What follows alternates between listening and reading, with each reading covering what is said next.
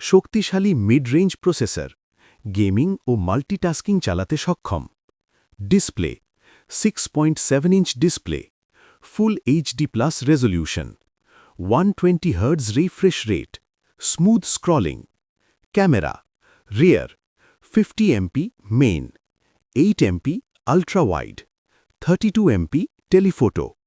Portrait ও zoom ফটোগ্রাফিতে ভালো performance. Front camera 32 MP, selfie ও ভিডিও কলের জন্য পরিষ্কার ও ডিটেইলড ছবি। Battery 4600 mAh, 80 watt fast charging, প্রায় 30 মিনিটে ফুল চার্জের কাছাকাছি। RAM 12 GB, storage ROM 256 GB.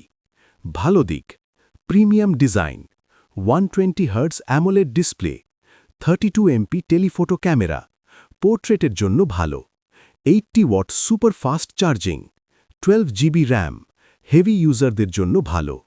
খারাপ দিক: স্ন্যাপড্রাগন 778G, এই বাজেটে আরও শক্তিশালী প্রসেসর আশা করা যায়। 4600 mAh ব্যাটারি একটু কম। মেমরি কার্ড সাপোর্ট নেই। দাম আনুমানিক। ভারত, ইন্ডিয়া। ছবিতে দেখানো মূল্য ৩৯,৯৯৯ টাকা। বর্তমানে অফার অনুযায়ী আনুমানিক ৩৪,০০০ থেকে ৪০,০০০ টাকা।